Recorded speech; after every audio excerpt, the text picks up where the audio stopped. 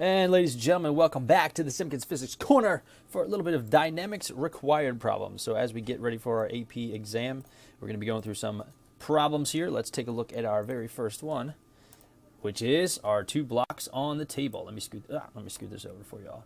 All right, so we have the two blocks here, throwing it back to 1998 for this one. They are connected by a string of constant length 4h and negligible mass. So the string doesn't have any mass to worry about. Block A is placed on a smooth, no friction tabletop, and block B hangs over the edge. The tabletop is a distance 2h above the floor. We see that right there. Block B is then released from rest at a distance h above the floor at time t equals 0. That's that guy. Block B is then really, we've got that. Express all algebraic answers in terms of h, m, and g. So here we go. Determine the acceleration of block B as it descends. I'm going to put myself up here out of the way. So for part A, block B is going to be accelerating as a part of the system that it's in. And so I can write a sigma F equals ma expression for this system.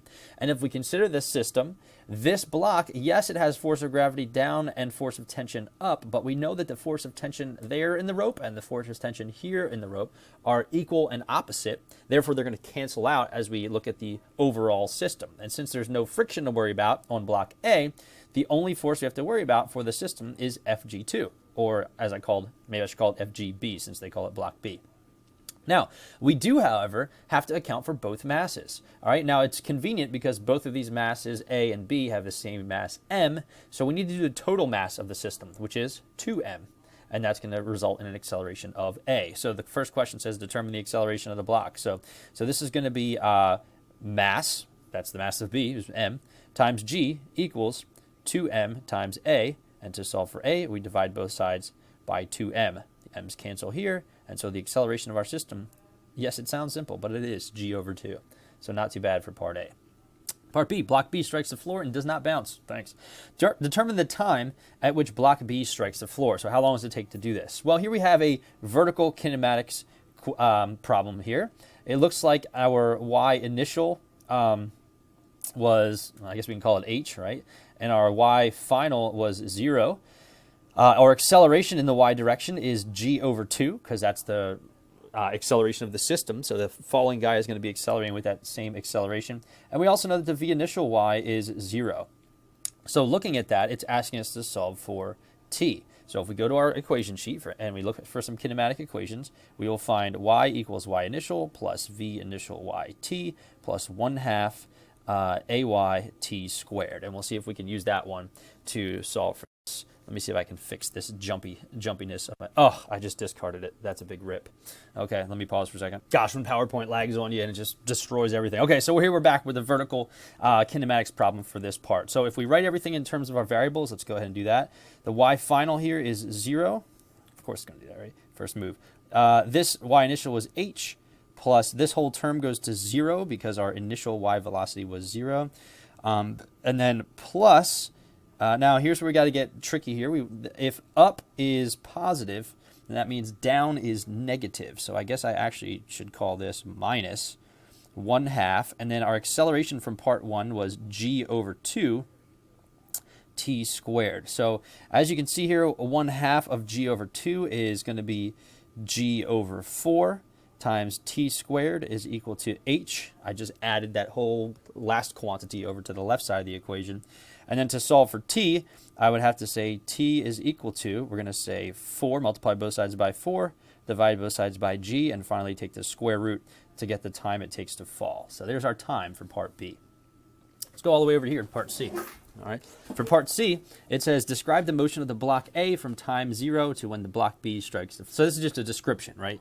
So I'm going to summarize it. But what would block A be doing? Well, block A would be experiencing a horizontal acceleration at a rate of g over 2 for its motion across the table. So that's really it. You can just say it accelerates at the rate of g over 2 across the horizontal surface of the table. You can even say for a displacement of h, because block B is falling for h, therefore m will be accelerating during that same time or during that same distance of h there.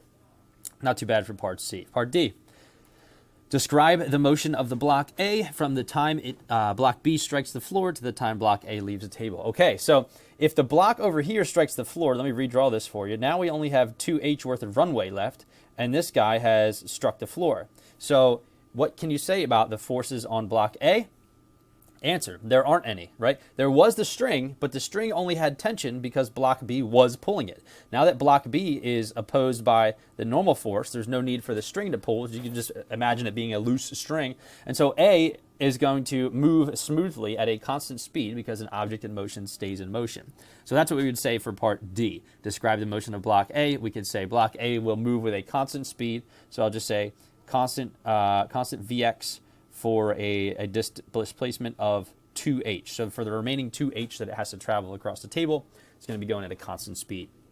Finally, for part E, it says determine the distance between the landing points of the two blocks. And so as you can imagine, this guy's going to be coasting here at a constant speed for 2h, and then it's going to go and become a horizontal projectile. So let's go ahead and sketch this problem out. Our delta y here is 2h. We need to know our Vx to figure out our displacement here, because basically, since the first block fell straight down, all we have to solve for is the displacement of the horizontal projectile, aka block A, as it flies off the table. Now, how do we find block A's velocity? Well, we know that it had a constant velocity for the last 2h of motion, so all we have to do is figure out how fast was it going right here when it stopped accelerating as B struck the floor. So that's what we have to find out, and we can do that with kinematics. So let's come up here. So that means we know that the Vx initial was 0. We're looking for Vx final. We know that A was g over 2, and we know the displacement was equal to h. So looking at these variables that we have to choose from, that's going to help us pick the kinematic equation, and that's going to be the kinematic equation Vx squared equals V initial squared plus 2ax times delta x. So now we have to plug in our specific values that pertain, yes, I want to keep it this time, our specific values that pertain to this problem. So let's go ahead and do that. Let's see, so Vx squared equals 2g over 2 times h. Oh wow, that cleans up really nice, doesn't it? Because Vx squared equals, that's just g. Are you serious? And that's just h. And so Vx, I guess, is the square root of gh. Okay, so that's the horizontal velocity as we fly off the table. Okay, so that's our Vx. Now, if we organize this a little bit, we need to figure out the time it takes to fall, because the time it takes to fall and the time it travels out horizontally are equal for a horizontal projectile. So 2h is the distance that you drop. So if I'm looking at dropping a distance of 2h, all right, that's just going to be a nice little simple y equals y initial plus v initial yt plus 1/2 at squared. Now in this case, our y final is 0 because we hit the floor. Our y initial was 2h because that was our initial height. We don't have an initial y velocity because we are a horizontal projectile, so that's convenient. And then we're going to say plus 1/2. Now, careful. The block B was falling at g over 2 because it was tied to block A. But now block A isn't tied to anything. At least there's no tension in the string, right? And so block A is actually going to go ahead and accelerate with the acceleration of negative g, and then we have the t squared there. So if we solve this, it looks like it's going to be 1/2 gt squared equals 2h. And what is it asking us for? So we wanted to get the time here, right? So the time it takes this block to fall is going to be 2h. I got to multiply both sides by 2 to get rid of this. And I got to divide both sides by g. So the time it takes this block to fall is going to be 4h over g. So that's how long it takes to fall. And this is how fast it was going as it left the ramp. And so if we take our final equation here, the distance is going to be determined by Vx times t from the definition of velocity. Velocity is displacement over time. And so our final answer, determine the distance that it's launched, all we have to do is plug in our little values here. So we have square root of gh times our t, which was 4h over g. Could you clean that up a little bit? Probably. Do I feel like doing that? No. So that's just an ugly answer, but that's how far it would go as we do the algebra. All right, let's see our next one if we can get this one done in time. We have a rough horizontal table. Oh, life is rough when you have frictions, and we do, so we got to figure that out. The string that attaches it to the block is pulled over a frictionless pull of negligible mass. That's good, at least. Coefficient of kinetic friction, UK, between M1 and the table is less than the coefficient of static friction, as it usually is.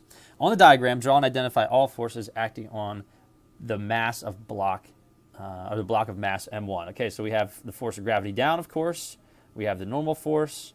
We have the force of tension acting directly on it, and we have the force of friction. Not too bad. In terms of M1 and M2, determine the minimum value of US that will prevent the blocks from moving. So, in order for this to work, friction has to be at least equal to tension. But if we consider the system, friction has to be equal to Fg2. So that's what I'm going to do. I'm just going to say, hey, set the force of friction equal to Fg2. Now, this is going to be M2G. And the force of friction, as we know, is going to be found by doing mu Fn. And mu times Fn, Fn is equal to Fg, so that's m1g right there. And so this is going to be mu m1g, goes in for force of friction, and it wants me to solve for mu, so mu has to be at least m2g over m1g. Oh, by golly, look at that. So mu is just simply have to be m2 over m1.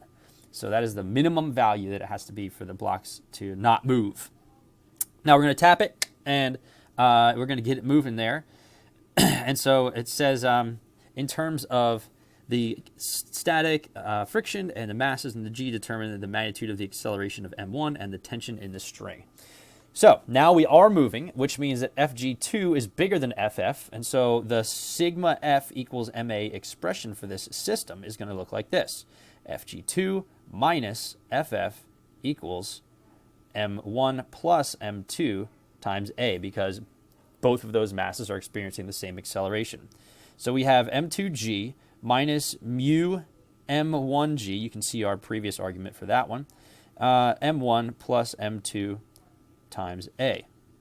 So it wanted to get the acceleration. Now you might be saying, well, Mr. Simkins, why are you solving for the acceleration of the system when it asks for the acceleration of the block? And my answer to you is, it's the same number. It's just that we don't know enough to solve it the other way. So that's why we're doing it this way. So the acceleration here then would have to be m2g minus mu m1g over m1 plus m2. Is that ugly? Yes. Is that the answer? Also yes. For the last part, the tension in the string, this is where you just pick a spot and focus on it. So just for kicks and giggles, I'm going to focus on this one. And I'm going to write a sigma F expression for that. So Fg2 minus the force of tension equals m2 times a. Now, kind of sucks, but I have to take this big ugly thing and plug it in over here. So the algebra is going to get really messy. In fact, let me do it like this. Let me bring t over here. So I'm going to add it to the right side, and then I'm going to say, and that means I'd have to do m2g, coming from this guy, coming over that side, right? And that's going to be subtracting m2 times all this garbage. So m2g minus mu m1g over m1 plus m2. Now, is there a way you could like simplify this or factor some stuff out? I'm sure there is. Do I feel like doing it? No. But this is the generic approach for when you're asked to solve for the tension or an individual force in a system. You have to focus on one body in that system, set up the sigma F equals ma expression for it, and then plug in the numbers that you know. So this has been Mr. Simkins for dynamics. Hit me up if you have any extra questions as we review for our AP exam. Until next time, I'm Mr. Simkins in the Simkins Physics Corner. You know the drill.